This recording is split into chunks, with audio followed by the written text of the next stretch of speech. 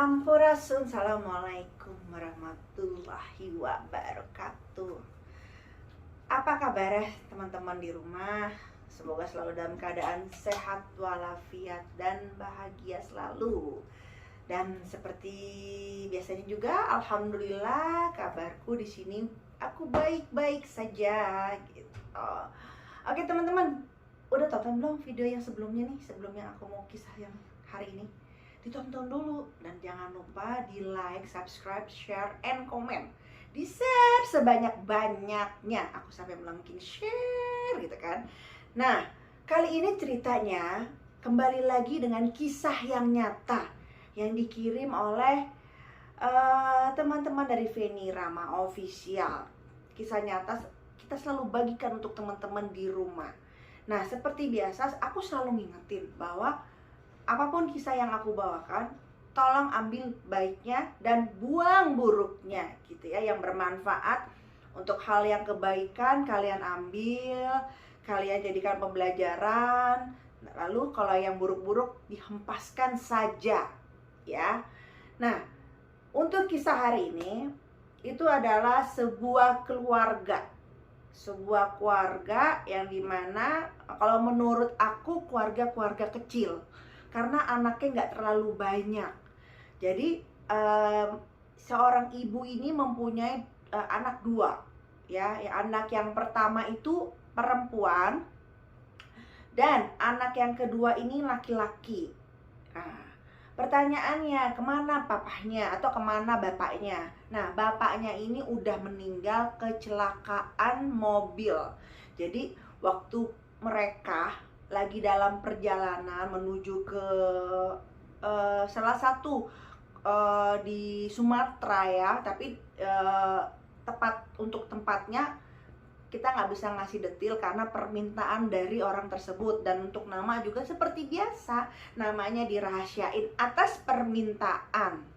Nah, mereka itu dalam perjalanan darat naik mobil ya, mobil pribadi. Isinya tuh bapaknya, ibunya, anaknya, dan adiknya. Intinya dalam mobil itu isinya 4 orang.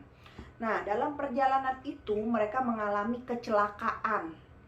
Jadi bapaknya itu posisinya ketika bawa mobil itu memang udah keadaan capek dan lagi kurang enak badan. Nah, tapi perjalanan harus tetap dilanjutkan gitu, karena posisinya itu yang bisa nyetir tuh cuma bapaknya aja. Istrinya nggak bisa nyetir, anaknya 2 juga nggak bisa nyetir. Jadi mau nggak mau bapaknya harus bawa mobil itu, dan memang tidak bisa ditunda, harus karena udah deadline, jadi harus sampai ke kota tersebut gitu. Mereka sendiri semua berasal dari Jakarta gitu ya. Cuma memang ketika mereka ke sana itu memang adalah tugas dari bapaknya. Nah, dalam perjalanan bapaknya ini nggak cerita kalau dia tuh ngantuk, dia tuh capek gitu kan.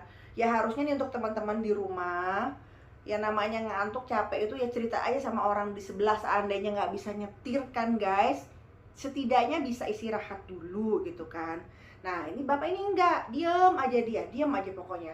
Nah, di dalam perjalanan mungkin udah ngantuk kali ya, akhirnya kecelakaan lah, gitu kan, tabrakan ya. Nah, ketika tabrakan itu, jadi dia itu kayak nabrak truk. Nah, truknya itu membawa sesuatu kayak benda gitu. Nah, itu karena nabraknya kenceng, akhirnya si benda truk yang dibawa truk itu nembus ke kaca gitu. Nah, kacanya itu kan akhirnya pecah. Nah, yang kena itu adalah bapaknya, nembus emang tragis sih kalau menurut aku ceritanya gitu. Tembus gitu kan, akhirnya nembus ke dadanya, akhirnya menimbulkan bapaknya itu meninggal dunia.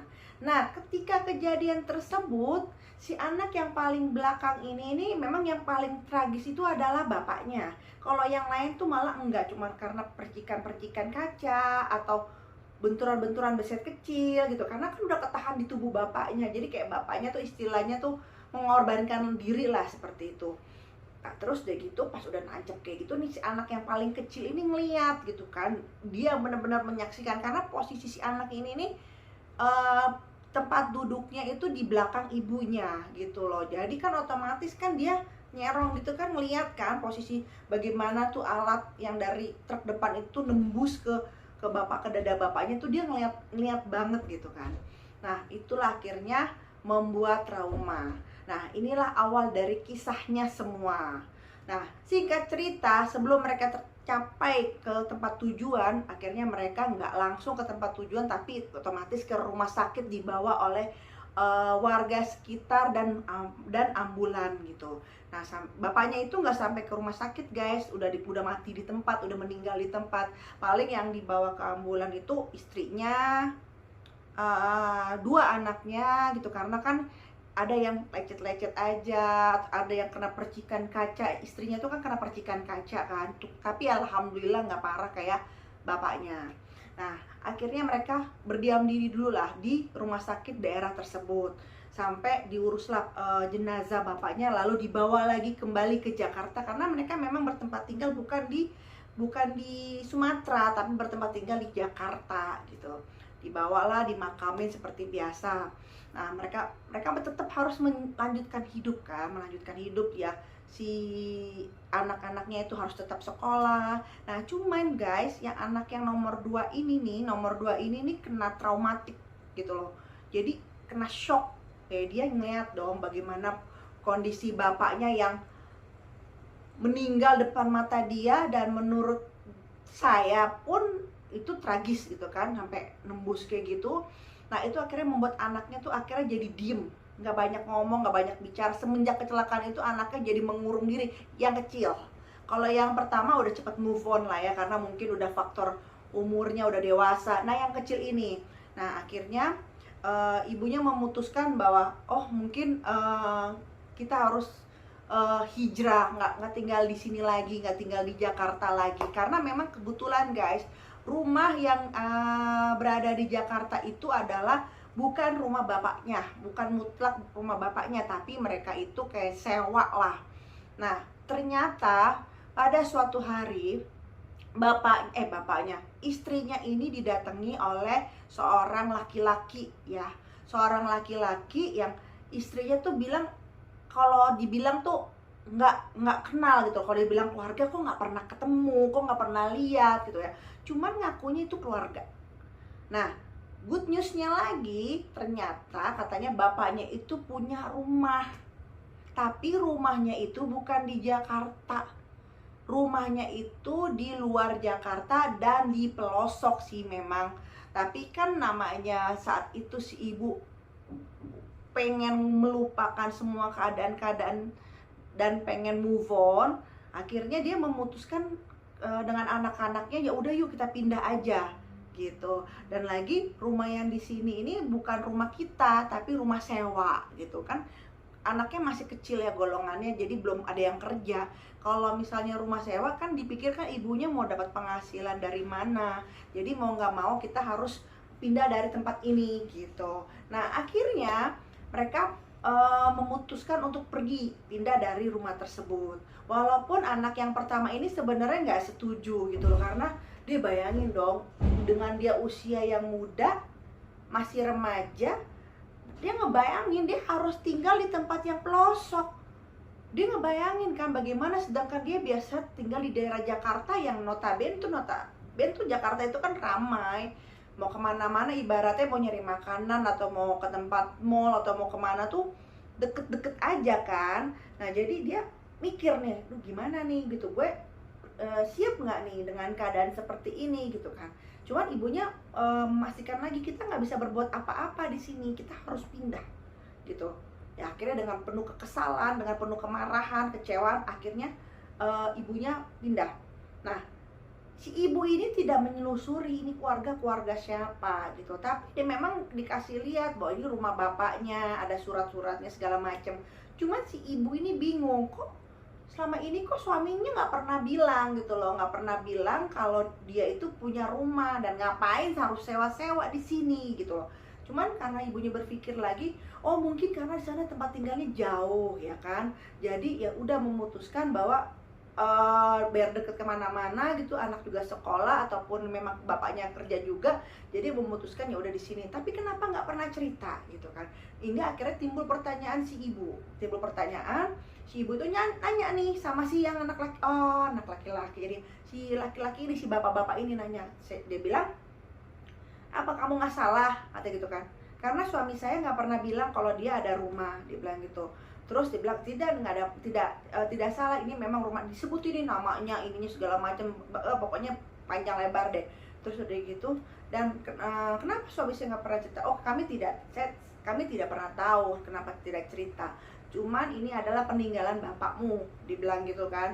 Dan memang ini kemarin ini memang udah lama kosong, terbengkalai ya, kita pikir bapakmu udah nggak ada ya, kita kembaliin lagi. Alasannya dulu mereka disewakan dengan gratis. Aneh kan guys, disewakan dengan gratis gitu kan. Terus ya udah nggak mau berpikir panjang, akhirnya dia memutuskan untuk pindahlah mereka ke kota tersebut. Dan kalau menurut cerita dari si ibu, ini memang tempatnya tuh terpencil banget ya. Kalau untuk healing seminggu oke lah, tapi kalau untuk tempat tinggal di sana kayaknya juga harusnya mikir gitu loh, karena sama aja dia jauh dari mana-mana, cuma biaya hidup mungkin kali ya. Mungkin si ibu juga di sana bisa bertanam, berkebun, karena dijanjikan seperti itu. Karena dia bilang katanya di sana itu nanti ibu bisa berkebun, bertanam, dan kebetulan di sana itu ada buat kayak apa ya, kayak peternakan gitu, ada kolam ikan, dijanjikan seperti itu gitu loh. Nah oke, tertarik dong dia, oh ya setidaknya dia bisa makan dari hasil perkebunan gitu, dari hasil peternakan. Dia berpikirannya seperti itu. Benar aja guys, dia prepare semuanya, dia siapin gitu kan. Nah anak yang bungsu ini nih diem aja, nggak ada komentar sama sekali. Cuman yang pertama aja agak sedikit berontak, karena memang ya dia mau nggak mau kan harus dengan kehidupan yang baru. Nah mereka pindah lah, singkat cerita mereka pindah perjalanan. Nah bener aja guys, jadi itu masih ketika menuju ke rumah tersebut tuh masih ibaratnya itu masih pelosok banget. Dan andai pun dibilang desa, itu sepinya gitu loh. Nah di dalam perjalanan itu dia harus ngeliatin hutan kecil dulu guys, lewatin gitu kan, sampai akhirnya dia ketemu pagar. Dan kalau menurut si cerita si ibu nih, pagarnya lumayan besar gitu kan, dan rumahnya pun lumayan besar, halamannya. Bener kata si bapak, nanti bisa peternakan, ada pertanian, istilahnya nggak bisa, lo nggak akan kekurangan lah seperti itu. Terus masuklah dia, masuk gitu kan. Nah saat itu tuh memang ada seorang yang penjaga guys di situ, penjaga. Dia masuk, terus dia turun gitu kan. Nah pas turun itu kan dia ngelongok gitu dong, kok ini rumah gede banget gitu loh, kenapa kok suamiku nggak pernah cerita gitu, ini rumah gede dan halaman perkarangannya juga gede. Dan menurut dia ini termasuk rumah mewah gitu, tapi memang ya bednya itu nggak enaknya karena jauh-jauh dari mana-mana. Tapi kelilingannya masih pemandangan seperti gitu kan, tetangga pun nggak ada guys. Jadi bener-bener kayak kalau kalian tahu tuh kayak villa gitu, kurang lebihnya tuh kayak villa lah seperti itu. Cuman ini kok lebih creepy, lebih serem gitu kan. Pas dia turun, terus ditanyakan, maaf ya, dengan bapak siapa? Oh saya dulu yang memang yang merawat rumah ini, dia bilang gitu kan. Oh iya, terus udah gitu, bapak tinggal di sini? Oh enggak, saya nggak tinggal di sini. Nanti setelah ibu di sini, saya memutuskan untuk keluar dari sini. Lah, kok gitu sih pak? Kita kan belum kenal sama sekali daerah sini. Ya mohon maaf, karena memang perjanjiannya seperti itu, dibilang gitu kan. Saya cuma bantu-bantu untuk beresin semua, bawa barang-barang yang dibawa ibu dan keluarga. Setelah itu saya keluar dari sini gitu kan. Bisa nggak pak bermalam dulu 2 hari aja, kata si ibu. Benar-benar memperkenalkan nih isi rumah ini dan ngebantuin saya, takut-takut saya ada yang nggak ngerti gitu kan. Oh ya udah bisa gitu kan, benar.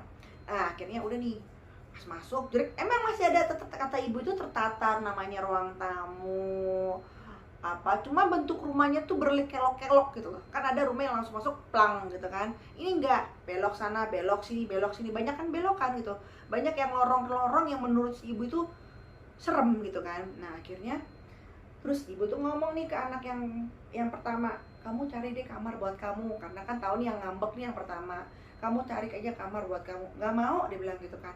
Saya nggak ngerti, ibu aja, dia bilang gitu kan. Terus udah gitu, ya udah, akhirnya ibu duluan nih yang nyari nih. Ibu duluan nyari. Ya udah, nih kamar ibu di sini ya. Ibu kamarnya di tengah. Nah, ini kalian deket ibu aja. Jadi ibunya tuh di tengah posisinya.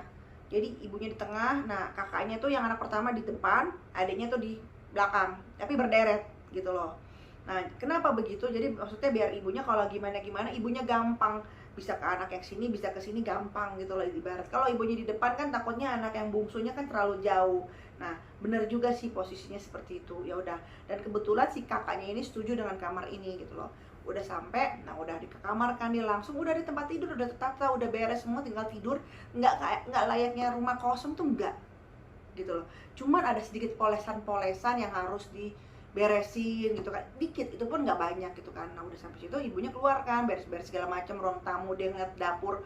Ya namanya perempuan, seorang ibu pasti yang dicari dapur mana, terus kamar mandi di mana gitu kan. Namanya perempuan seperti itu. Nah akhirnya dia nyari, oh ya ketemu nih kamar mandi, ini klosetnya, terus dapurnya, terus ternyata di belakang situ juga ada pintu. Jadi dia itu ada tipe yang 2 pintu, depan dan belakang. Nah terus dia tanya sama penjaga, boleh nggak ini kalau ditutup gitu kan. Oh silakan aja bu gitu kan. Ini dibuka, maksudnya kalau pintu depan ditutup, ibu lagi mau masak, ini dibuka bisa gitu kan. Oh iya gitu. Udah nih, dia nanya-nanya nih, ngobrol sama si penjaga gitu kan. Cuman si penjaganya banyak nggak taunya guys. Jadi banyak kayak hal yang ditutupin. Terus, oh saya nggak tahu bu, saya nggak tahu, saya nggak tahu, jawabannya itu aja.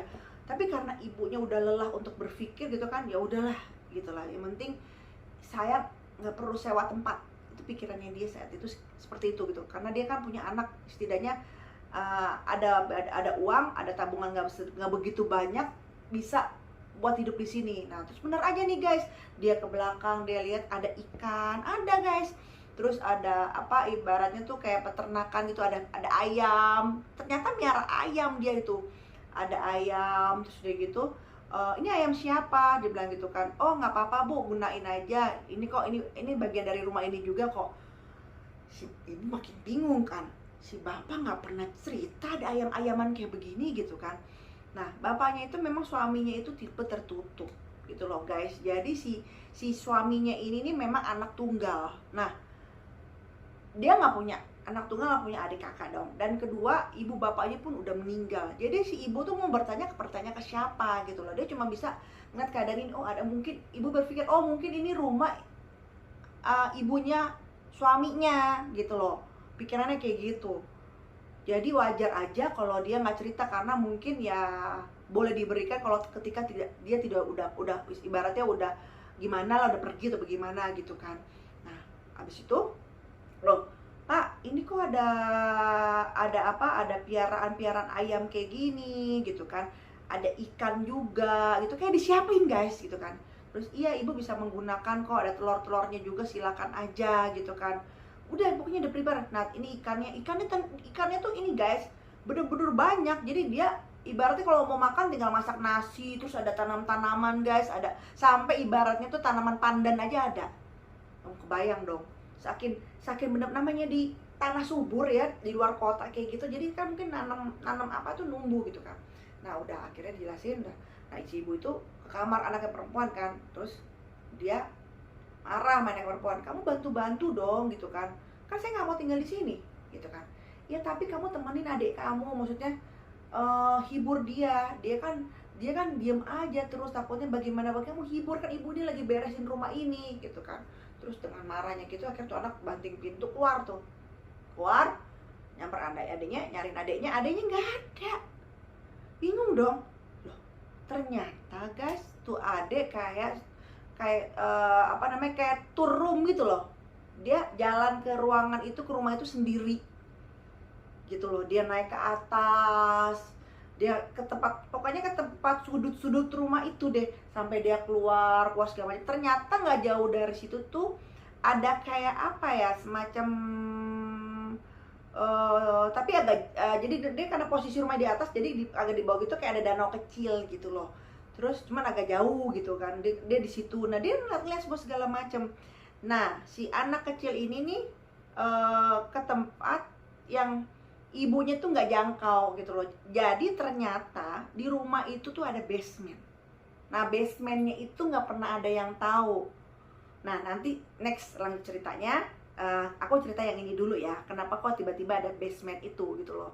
Nah dia nyari ke segala macam. Terus dia bilang, Bu, Ana nggak ada. Ana kok jadi Ana sih? Kakaknya itu yang perempuan itu namanya Ana. Karena ini anak yang kedua ini laki-laki ya. Dia bilang gini, Bu, Tony nggak ada. Dia bilang gitu. Hah, nggak ada, kemana dia? Nggak tahu. Dia akhirnya dicari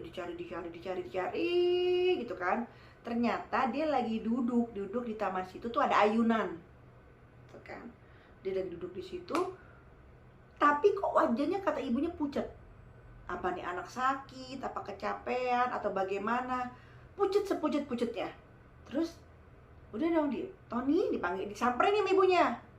Terus, kamu nggak apa-apa kok, pergi nggak bilang-bilang. Dia diem aja main ayunan terus. Ya kayak demam dingin gimana sih, dia diem aja gitu kan ya. Tony suka di sini. Dia diem, dia cuma gini doang aja, cuma ngangguk-ngangguk gini doang aja, nggak tahu suka bener apa enggak. Nah terus udah gitu ibunya kasih kode nih ke kakaknya, coba temenin gitu kan. Ibu masih ada urusan nih yang harus ibu tanya-tanya tentang keadaan rumah di sini gitu kan. Udah nih tanya-tanya segala macam, ngobrol lah si ibu ini sama si penjaga tersebut. Nah terus dalam perjalanan itu ibunya nanya, Bapak kenal ini nggak? Dia nyebutin nama mertuanya. Kenal, dibilang. Berarti bener dong, berarti bener nih, positif nih. Mungkin ini peninggalan dari neneknya Tony gitu sama Ana gitu kan ya. Terus oh Bapak kenal ya? Kenal. Udah nih, terus udah ngobrol. Dia minta nomor telepon si bapak ini, Pak saya boleh nggak minta nomor telepon? Dikasih guys, dikasih. Terus udah akhirnya 2 hari ibu itu diperkenalkan tentang ladangnya bagaimana, peternakannya bagaimana, ikan-ikan segala macam bagaimana, pokoknya dikenalkan semua. Dan anak yang si Tony ini nih selama tinggal di situ dari awal datang, yang terakhir itu kan dia di ayunan, sampai kebesokannya dia nggak keluar kamar. Jadi kayak ngurung diri aja gitu loh. Nah tapi ibunya di sini kecolongan. Karena apa? Dia pikir anak-anaknya biasa kayak gitu. Si kakaknya juga kayak gitu, hobi dengan dunianya sendiri gitu kan. Namanya anak ABG gitu kan. Nah, si ibunya ini kecolongan banget gitu kan. Ternyata dia di kamar itu bukan dalam keadaan baik-baik aja guys. Bukan keadaan seperti ya emang dia betah di kamar gitu. Enggak gitu kan. Nah, ternyata kalau tiap malam dia keluar. Kenapa kok bisa tahu? Suatu malam gini ceritanya. Nah ini udah malam kan, dia dianggap anak-anaknya udah di kamar masing-masing, udah tidur gitu. Nah malam itu gitu loh, si ibu ini nih kayak dapat petunjuk gitu, kok dia ngerasa anaknya ini satu nggak ada gitu loh. Dan kebetulan si ibu ini haus. Biasanya kan kalau tidur kan bawa minum, ini enggak. Akhirnya ibu ini keluar gitu kan, ngambil minum di dapur karena rumahnya gede kan, ke lorong-lorong gitu. Pas sampai di dapur dia gini, terus ibu ini bingung kan,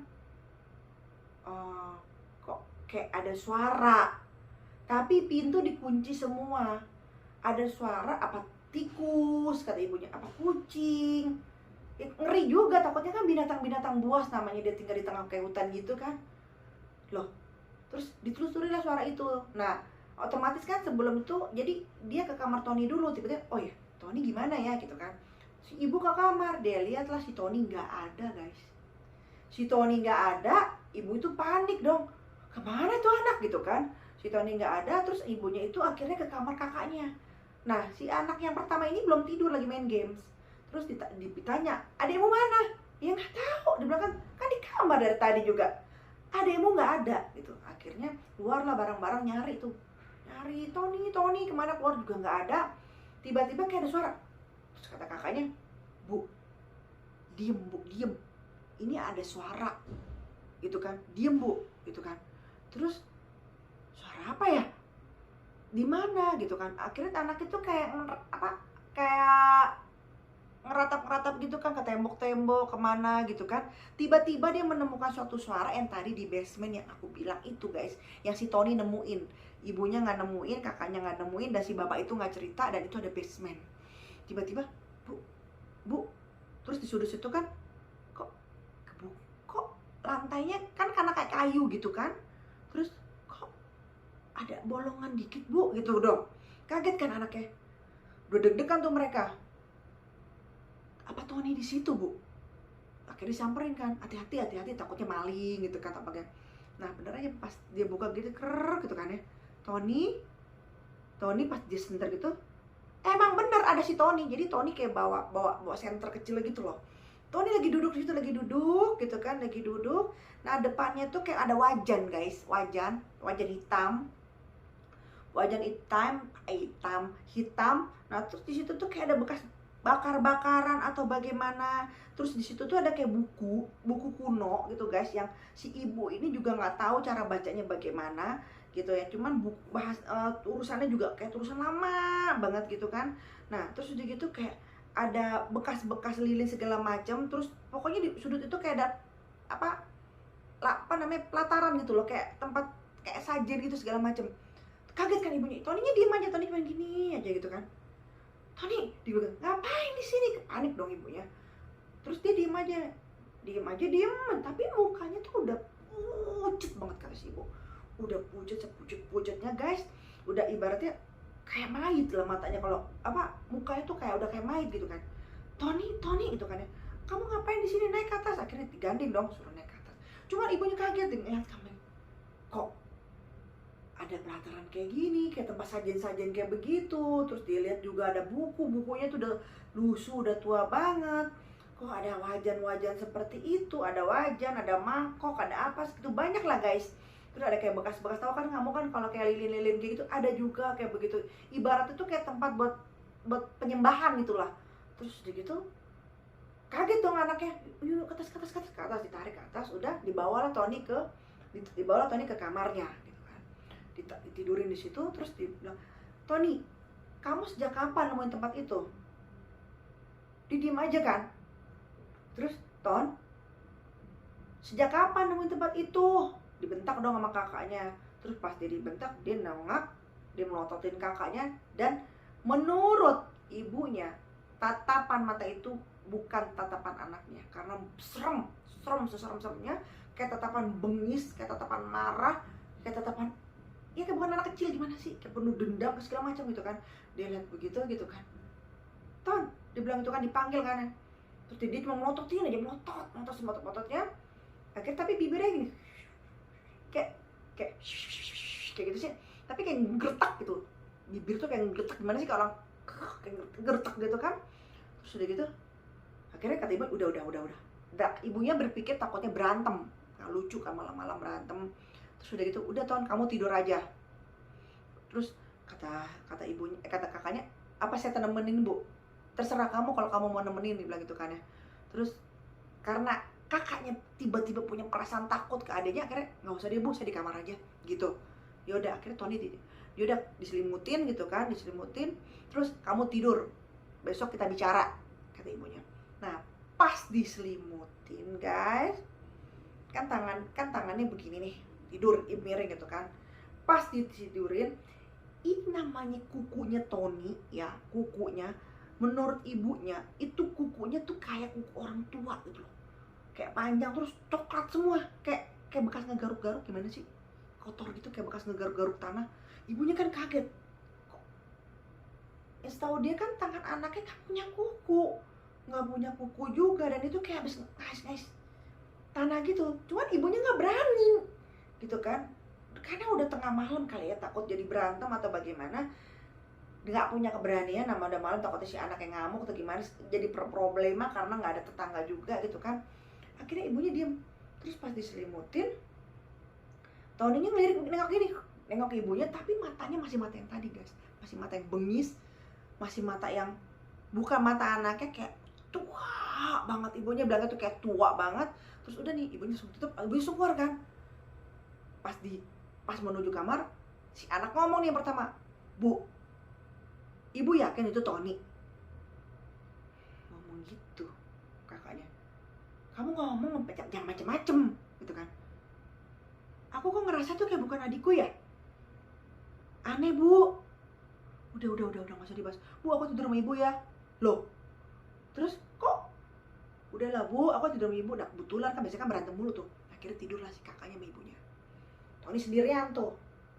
Udah tidur, besok paginya bangun, ibunya buka-buka jendela segala macem, terus situ juga gitu kan. Nah, dia ke kamar si Tony, si ibunya. Pas dia ke kamar si Tony udah keadaan duduk begini guys. Udah keadaan duduk kayak gini dengan tangannya begini, tapi matanya tuh yang mandang kayak nggak tidur, kayak orang nggak tidur sehari, kayak semalaman. Tony, kamu udah bangun? Kata ibunya kan ya. Dia ngeliatin aja, nggak ngomong guys. Terus begitu akhirnya dia lihat kan kuku, ibunya ngelirik ke kukunya, masih kuku yang semalam ibunya lihat, gitu kan. Terus tapi ini lebih, penampilan Tony itu menurut ibunya tuh lebih kelihatan tua, lusuh gitu kan. Terus kakaknya nyamperin nih, kakaknya udah bangun juga. Dilihat, gimana Ton tidurnya semalam, kata kakaknya. Dia diam aja ngeliat. Terus udah begitu, pas ibunya balik badan, tiba-tiba si Tony bersuara guys. Tapi bukan manggil ibu, bukan manggil kakak, manggilnya hey. Tapi suaranya bukan suara Tony. Disitulah mulai terjadi guys. Pas ibunya nengok, Bu Tony bersuara. Terus pas ibu nengok, tapi mukanya tuh udah beda guys. Ini yang namanya tangannya itu tuh kayak apa ya, kayak keriput tua begitu, tapi ngecengkrem gitu kan. Terus udah gitu si ibu nanya, tadi kamu ngomong, kamu manggil ibu hey? Ngomong lagi, kamu siapa? Tapi bukan suara Tony. Disitulah ibunya kaget guys. Terus udah gitu, pergi kalian dari sini, pergi. Disitu intinya mereka semua diusir. Pergi kalian dari sini, mati. Itu doang, pergi kalian dari sini, mati. Tony gitu kan, Tony gitu kan. Terus udah digini-gini, pas digini-gini sama kakaknya, Tony begini, mental dong kakaknya mental gitu kan. Terus udah gitu kesakitan kan kakaknya. Dah ini mah udah bukan adiknya lagi, adiknya kecil kurus, masa kakaknya lebih tinggi, bedanya kan jauh kan, kok bisa jauh mental kayak gitu kan ya. Tony. Terus udah gitu ibunya juga Tony pegang itu, digigit ibunya di sini, digigit bener-bener merah, udah kan kayak berdarah, digamparkan sama kakaknya, akhirnya lepas. Terus dia ketawa guys, ketawa sekenceng-kencengnya ketawanya tuh bukan ketawa kayak manusia tuh. Akhirnya terjadilah pergelutan, memutuskan akhirnya si Tony itu ibunya tuh kakaknya megangin, ibu dengan kuat tenaga, ibunya nyari tambang, diikat lah tangan Tony, diikat segala macam. Karena kalau enggak dia mukul-mukulin terus gitu kan, mukul-mukulin segala macam, ketawa, dan suaranya itu suara laki yang besar banget, yang tua banget, yang menurut dia tuh bukan suara anak kecil. Terus udah gitu bingung kan ibunya harus bagaimana nih, akhirnya ditelepon lah si bapak itu. Terus udah gitu, ini kenapa anak saya, tolong datang ke sini gitu kan. Datanglah nih si bapak ini, masih datang tuh si bapak, datang. Terus ditemuin lah si Tony, dibilang gitu kan ya. Nah ngomonglah dia gitu kan, ngomong dengan bahasa yang apa, kadang dia seperti binatang gitu loh, maksudnya kayak begitu gitu guys. Cuma kadang-kadang suaranya lantang tapi laki-laki dengan suara besar gitu kan. Terus diajak ngomong gitu kan, tapi intinya mereka ini disuruh pergi kalau nggak mati. Terus langsung mereka bilang manusia adalah manusia munafik. Dia bilang gitu, gila nggak? Manusia tidak rendah daripada saya, gitu kata si Tony. Terus manusia adalah makhluk yang munafik, tidak lebih rendah daripada saya. Sayalah yang lebih kuasa daripada kalian. Kayak gitu. Terus udah gitu ketawa lagi deh, ketawa lagi kayak gitu. Terus dideketin kan sama si kakak yang perempuan gitu kan. Terus Tony sadar, Tony digebrak lagi gitu kan ya. Terus panggil mana orang-orang kalian, dibilang kayak gitu. Sadar, dibacain, nggak bisa. Dia malah ketawa gitu kan, dia malah ketawa. Akhirnya gitu kan. Nah, ditanyalah si ibu ini, Pak, di sini ada pemuka agama apa aja deh, ibarat ibunya, karena ibunya tahu di sini kan terpencil, mau agama apa aja, ibarat apa aja deh, yang penting nolong anak lu. Nah, akhirnya dipanggil lah, dipanggil ustadz gitu ya. Dia ketawa, terus dia malah ngomong gini, kamu tidak lebih hina dari saya. Dia bilang gitu. Wah, pokoknya berantem tuh masih ustadz. Akhirnya si ustadz bilang, Bu, ini golongan jin yang tinggi dan jin kafir yang tinggi. Si ustadz ngomong, saya nggak mampu, Bu. Dia bilang gitu kan. Terus gimana Pak Ustadz? Saya nggak mampu, dibilang kayak gitu kan. Ini udah golongan jin. Dia malah ketawa gitu kan. Malah pas dibaca-bacain, tiba-tiba tuh lampu yang di sebelah sana tuh meledak kayak gitu. Terus dibacain lagi, satu lampu kamar itu meledak pokoknya kayak gitu kan. Terus udah gitu tiba-tiba si ibu ini meluk dong. Maksudnya mungkin dipikir dengan peluk lu sadar gitu kan. Dipeluk dong ibu, digigit di sininya. Digigit, akhirnya si kakaknya kesel, dijunggut si Tony. Karena biar lepas dari gigitan si Tony kan, dijunggut si Tony gitu kan ya. Terus udah gitu ibunya manggil siapapun yang ada pemuka agama itu, tapi tidak ada yang mampu ngebebasin Tony. Gak ada yang bisa ngobatin Tony. Gak ada yang, Tony semakin ganas, semakin ngomongnya semakin kelantur. Yang ada di omongannya dia, saya adalah penunggu di sini. Mana makanan saya? Dia bilang gitu. Terus dia bilang, kalian manusia tidak lebih rendah daripada saya. Sayalah yang lebih mulia. Berarti kan iblis dong guys, kalau ngomongnya kayak gitu. Terus kalian tidak bisa mengusir saya. Ini tempat saya. Dia bilang gitu. Nah itu aja berulang-ulang. Terus udah gitu dia ketawa gitu kan. Nah pas malam-malam udah takut kan ibunya kan, tolong dong Pak nginep sehari aja. Nah si bapak itu nginep tuh guys. Tiba-tiba malam itu guys, si Tony gak ada di kamarnya guys. Padahal kan diketik. Itu malah menurut ibu itu creepy banget. Itu anak gak tau kemana, tiba-tiba lagi di kandang ayam guys. Lagi ngapain? Lagi mata-matahin leher ayam. Nah ketika leher ayam mata gitu kan, digigit gitu sama si Tony. Lebih menjijikan Tony di situ kan. Terus itu Tony teriak gitu kan ibunya. Diseret lagi, ikut lagi. Ketawa dia guys, ketawa. Dan ketika dia setiap dia ketawa, pasti lampu di rumah mati. Itu tenaganya gede banget guys. Nah udah putus asa nih ibunya kan, udah putus asa seperti itu, nggak tahu harus ngapa-ngapain guys. Nah ada kabar nih guys, gitu kan. Ibunya itu besoknya itu keluar dari rumah itu. Dia coba cari tahu tentang apa sebenarnya yang ada di rumah itu. Dia ke desa. Kan tadinya kan agak pinggiran. Dia ke desa, si Tony ditinggal di situ, dikunciin. Dia anak yang pertama dia pergi. Ibaratnya udahlah si Tony, karena dia tahu tuh udah bukan Tony. Ibunya ke desa gitu, ke kotaan gitu ya. Ngobrol lah sama orang-orang yang udah lama tinggal di situ. Sebenarnya apa yang terjadi di wilayah tersebut. Cerita lah akhirnya. Dipertemukan oleh seorang kayak semacam orang yang dituakan di situ. Dia ngobrol. Ternyata guys, bahwa di situnya itu dulu rumah itu adalah tempat perkumpulan penyembahan iblis, ibaratnya gitu, penyembahan setan seperti itu. Dan warga tidak bisa berbuat apa-apa. Tidak ada yang bisa menolak. Warga ibaratnya tuh RT di situ tidak ada berani gitu kan ya.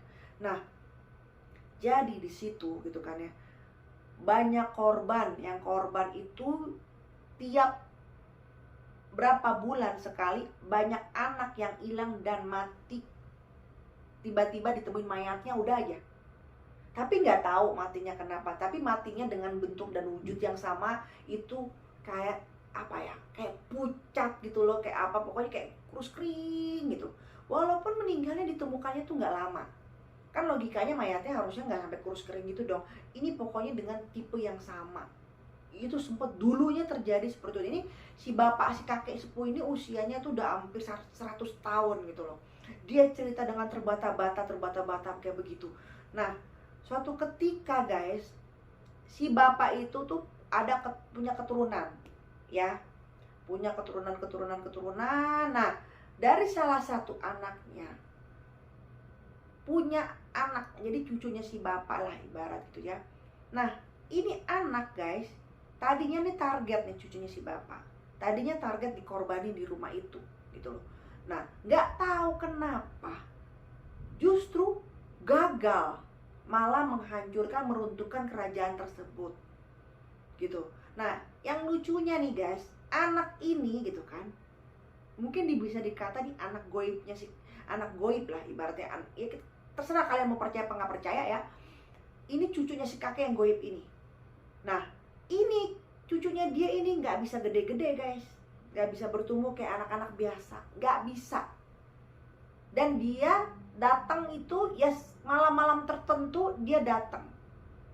Jadi ketika dia waktu kecil dia hilang tuh, dia mau dicurikan sama si, mau dikorbanin kan sama si makhluk-makhluk tersebut, sama orang-orang yang di sana itu. Entah kenapa dapat mukjizat apa, dapat anugerah apa, tiba-tiba itu menghancurkan kerajaan dan pelatarannya, dibakar semua, ibaratnya diinin semua. Nah, setelah itu kejadian itu, anak tersebut itu jadi kalau datang sesukanya dia aja gitu. Dan dia tapi ngomong ke orang tuanya, saya tidak meninggal. Cuman ya dia datang ya sesuka dia aja. Nah, itulah yang bisa membasmi dari jin tersebut. Nah, kakek itu bilang itu adalah jin yang sangat laknat dan kuat banget. Ibaratnya itu tuh kayak rajanya jin gitu kan. Nah, ibunya bisa berbuat apa? Ibaratnya saya pengen kesini, pengen hidup tenang, malah ini kok yang dihadapin lebih berat gitu kan. Nah, akhirnya si ibunya memberanikan diri, Pak, boleh nggak saya bertemu dengan cucu bapak?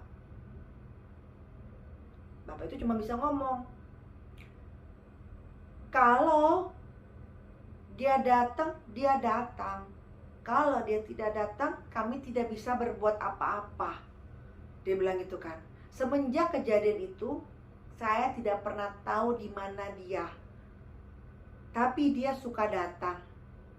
Terus ibu nanya, kalau datang berwujud manusia? Iya. Tapi dia tidak besar-besar. Aneh nggak tuh guys? Itu.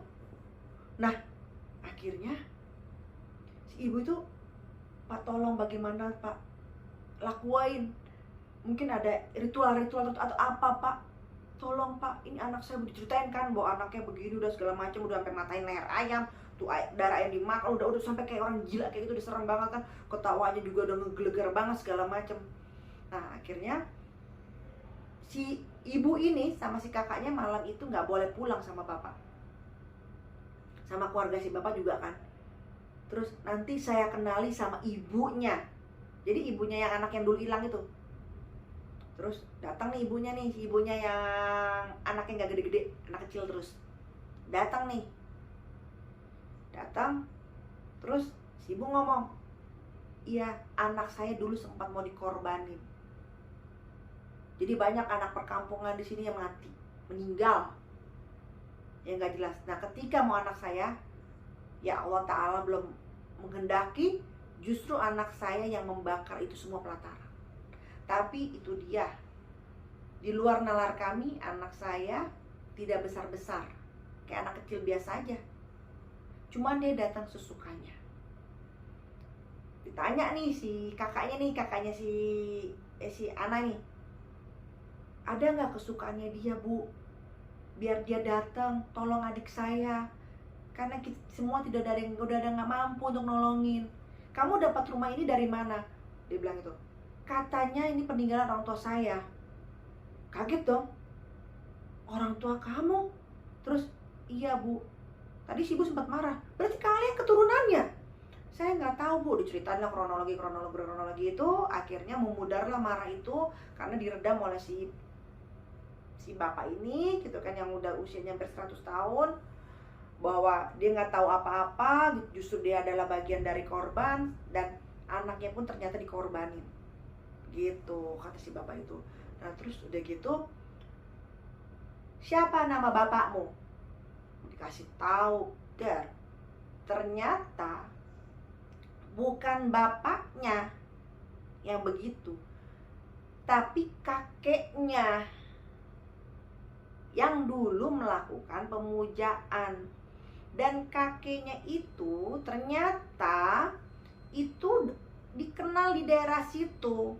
Nah, kenapa dia cuma anak tunggal saat itu? Ya karena anak-anak yang sebelumnya selain bapaknya ini udah dikorbanin. Nah, persembahan ini makin besar. Si bapak ini udah gak mau lagi dong pakai anaknya. Akhirnya pakai anak-anak di lingkungan tersebut. Gitu loh guys. Nah, akhirnya kenapa wajar aja kalau itu jadi warisan gitu. Nah, udah sampai di sini cerita riwayat keluarganya mereka gitu kan. Sekarang bagaimana nih? Tolong anak saya, Ibu. Tolong panggil dia, Bu. Dia bilang gitu kan. Saya nggak janji. Dia bilang gitu. Saya nggak janji. Cuman batin saya sama dia dekat. Gitu.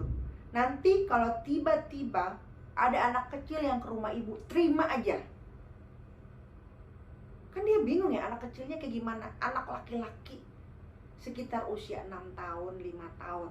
Kalau dia tiba-tiba datang, terima. Itu anak saya. Cuma saya nggak tahu kapan dia. Kebayang nggak suruh nunggu di rumah itu dan nggak tahu kapan datangnya. Nggak mati aja tuh ibu, untung ya. Maksudnya stres gitu kan. Nggak bisa, Bu. Nggak bisa ditentuin, Bu. Nggak bisa. Walaupun saya adalah ibunya. Gitu. Sekarang bermalam dulu di sini, besok pulang. Karena kita tahu ketika malam dia ganas. Anakmu tuh yang di sana tuh ganas. Benar, Bu, kemarin ayam dipatah-patahin. Terus iya, kamu di sini aja. Udah. Benar, dia bermalam di sini gitu kan. Besoknya dia pulang gitu kan. Dia lihat anaknya di kamar. Di kamar duduk kayak begitu kan, dengan serap ketawa aja.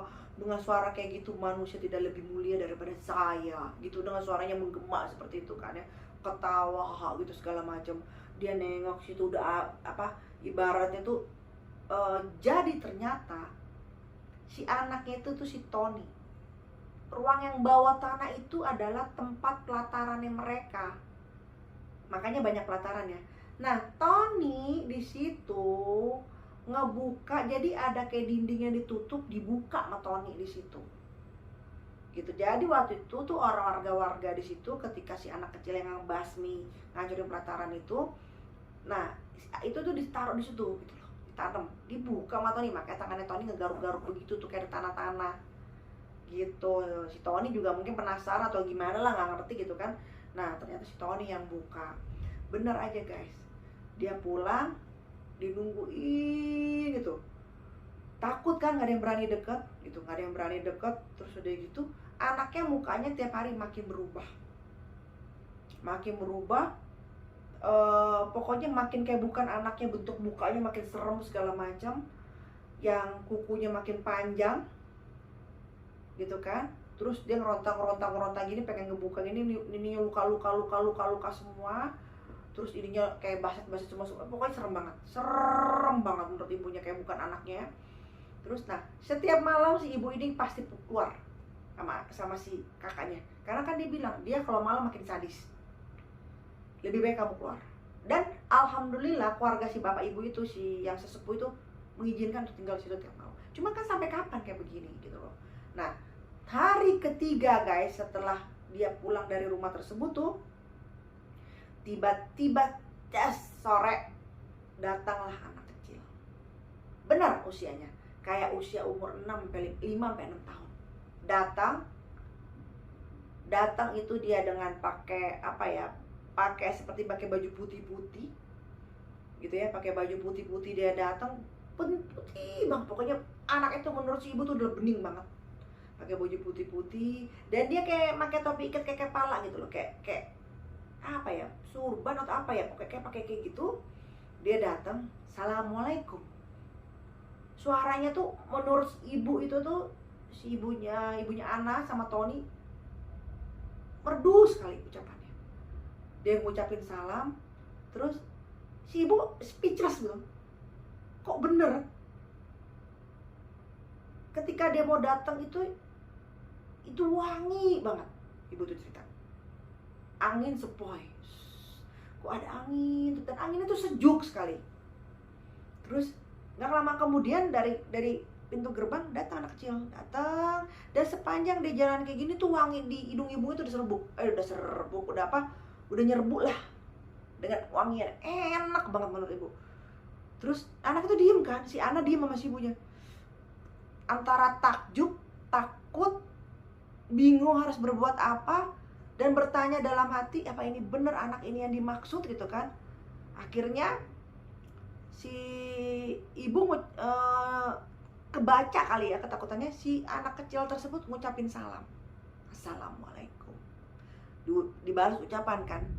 Terus udah gitu, waalaikumsalam. Terus langsung anak itu nggak banyak ngomong, dia beginiin, maksudnya boleh nggak saya masuk. Terus masuklah dia. Pas anak tersebut masuk, si ibu yang punya anak ini tuh ada di gerbang situ. Jadi kontak batin mereka tuh deket. Takjub ya guys ya. Datang tuh ibunya. Terus si anak kan yang ngodain, bu itu ibunya gitu kan. Datang tuh, bu. Terus dia ngangguk, itu anak kayak ngodain, iya itu anak saya gitu kan ya. Bu, udah biarin aja. Dia ke dalam. Iya, salam, saya merinding guys. Dia ke dalam gitu kan, ke kamar si Tony. Dia kayak tahu tuh, si Tony tuh tahu kayaknya si anak ini mau datang, ya kan. Dia datang, dia ketawa tuh si iblisnya itu, si Jim Tomang itu ketawa gede banget. Terus tiba-tiba tuh guys, yang namanya burung guys, mau datang, mau deket itu mati itu kan guys. Terus yang namanya lampu meledak, wah, segala macam itu kan. Wah, pokoknya kayak pertarungan deh guys. Nah, terus si ibunya juga depan pintu kan, si ibunya depan pintu sama si ibunya lagi depan pintu. Anak itu kayak anak kecil biasa, kayak anak manusia gitu loh. Nah, si anak kecil itu cuma sedikit gini doang, dia ngeliatin aja. Terus, kamu lagi, si anak kecil ngomong gitu. Terus ketawa, wah gitu kan. Dia kata, manusia tidak lebih mulia dari saya. Manusia adalah makhluk yang munafik. Dia bilang itu, kalian harus bersujud kepada saya. Nah, nggak tahu lah tuh apa yang dibacain masih anak kecil itu dengan bahasa Arab gitu kan. Dia berdoa seperti itu, dia baca kayak gitu kan. Terus dia kesakitan tuh guys. Dia kesakitan, si anaknya cuma sedikit dong natap gitu. Dia kesakitan itu kan ya. Wah, terus dia teriak kayak gitu kan ya. Terus udah gitu si ibunya kan gak tega, ada perasaan gak tega. Terus diginiin sama tuh anak, maksudnya jangan, ini bukan anakmu lagi gitu loh. Karena udah berapa persen tuh udah si jin tersebut gitu kan, diginiin gitu kan ya. Terus udah si anak kecil tuh makin lama makin deketin Tony gitu kan, deketin gitu. Pas dia mau ngedeketin, muntah si Tony, buat darah, muntah. Terus udah gitu dideketin lagi gitu kan. Jadi tuh Pak tidur kayak darah Tony, kayak darah hitam gitu tuh. Terus udah ketawa dia guys, ketawa gitu kan. Dia berontak kayak kesakitan, ditarik, akhirnya copot nih, jadi cuma sebelah doang nih. Takut kan, terus masuk sebelah doang. Nah, si anak kecil itu datang deketin Tony, dipegang ini guys, tek gitu, dipegang, keluar asap guys di sini gitu kan, keluar asap. Wah, kesakitan dia segala macam, suaranya menggelegar. Itu tiba-tiba yang di basement di bawah itu terdengar bunyi ledakan yang keras banget. Wah, sampai kayak ngancurin gitu kan. Pas dipegang ininya kayak kontaknya sama yang di basement kan, aneh ya. Si jidat si Tony yang dipegang kontaknya ke basement, meledak guys. Meledak kayak begitu. Terus si ini lari kan, si anak ngecek gitu kan, apaan tuh. Terus kaget dia gitu kan, meledak, bu basement meledak gitu kan ya. Biarin, udah dibaca gitu. Akhirnya terus si Tony itu tuh pas lagi dibegini tuh, padahal cuma digini, nggak didorong begini, terus tiba-tiba tubuhnya kayak kayang gitu guys. Wah, serem banget sih. Kayak kata si ibu ini tubuhnya kayak mau kayang gitu. Lalu tetap dipegang mas itu, tetap dipegang, dia mukanya santai aja tuh, si anak kecil yang tadi yang nggak bisa besar itu, santai aja dia gitu, dia cuma natap gitu. Dan menurut si ibu, anak tersebut tampannya sangat-sangat, jadi wajahnya tuh indah, bukan kayak ganteng anak kecil gitu, enggak, indah gitu, masih kayak anak kecil gitu. Tapi bukan, maaf ya, bukan ada kelainan atau gimana, enggak, bener-bener kayak anak umur 5-6 tahun gitu loh. Terus udah sampai kayak gitu, akhirnya dia makin lama makin lemas, makin lemas. Tidurlah si Tony. Udah tuh, mukanya udah beda terus. Alhamdulillah, kata si anak kecil itu. Terus dideketin ke ibu, Tony. Terus tiba-tiba melek dia. Baru dia ngomong, ibu, udah lama tuh dia nggak ngomong, nggak bersuara semenjak bapaknya meninggal. Terus jadi dia itu masuk dari rasa marahnya Tony dengan keadaan bapaknya mati, ibaratnya kayak gitu, masuklah dia gampang gitu kan. Terus dipeluk kan. Nah si ibunya Tony kan bingung mau ngomong apa dengan si anak kecil itu, cuma bisa terima kasih. Nah si kakaknya Tony ya di luar itu dia nyamperin, cium tangan ke anak yang kecil lucu itu kan, cium tangan dia kan kayak anak kecil kalau ada begitu gitu kan dia. Terus dia bingung kan, dia gemes kan ya, kamu tampan sekali, kata si kakaknya, kata si anak gitu doang, dia nggak banyak ngomong. Terus dia anak yang kecil itu tadi itu ke ibunya, cium tangan dong, tetap walaupun ibu sakti ya begitu.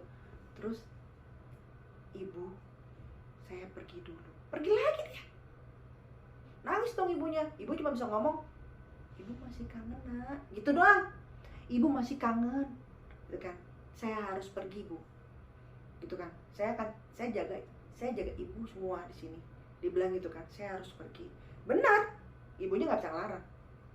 Jalan dia, gitu kan. Si anak ngeliatin aja pas ujung jalan, pas deket gerbang hilang, udah gak ada. Itu guys. Jadi kabarnya setelah kejadian itu bersih semua dan pelataran itu juga hancur sehancur-hancurnya, dan sampai mereka itu memutuskan untuk menjual rumah tersebut gitu kan. Tapi rumah tersebut udah aman dan akhirnya dibeli oleh orang perkebunan lah gitu kan, dibeli, dan hasil uang itu untuk mereka tinggal lagi di Jakarta gitu. Dia melanjutkan tetap kehidupannya di Jakarta, walaupun dia punya rumah di Jakarta, rumah sendiri tapi nggak begitu besar, tapi kehidupannya sekarang udah nyaman dan ya udah lupa lah semua masa lalu yang berat-berat. Dan akhirnya dia mau membagi kisahnya ini dan berharap semoga ini bisa menjadi pelajaran untuk teman-teman di rumah gitu. Saya ikut tegang. Saya yang cerita tegang. Waktu saya dapat cerita ini saya tegang karena nggak nyangka gitu. Tapi ya kalau kita di lingkungan kayak gitu, nggak ada yang nggak mungkin gitu loh. Ketika Tuhan mengendaki itu nggak ada yang tidak mungkin sih ya. Selama itu ada ridhonya Allah, tidak ada yang tidak mungkin gitu loh kan. Sekarang segala sesuatu itu kan tercipta karena ada ridhonya gitu kan. Ketika Allah mau meridhoi kita, menurut saya nggak ada yang tidak mungkin. Kalau menurut orang lain mungkin wah itu fiktif, itu bohong, piye tondo ya. Sekarang gini aja deh, menjadikan dunia gelap terang ya kan, siang malam loh, itu aja mungkin gitu loh. Bagi Tuhan, bagi Allah tuh mungkin tuh hal yang kecil.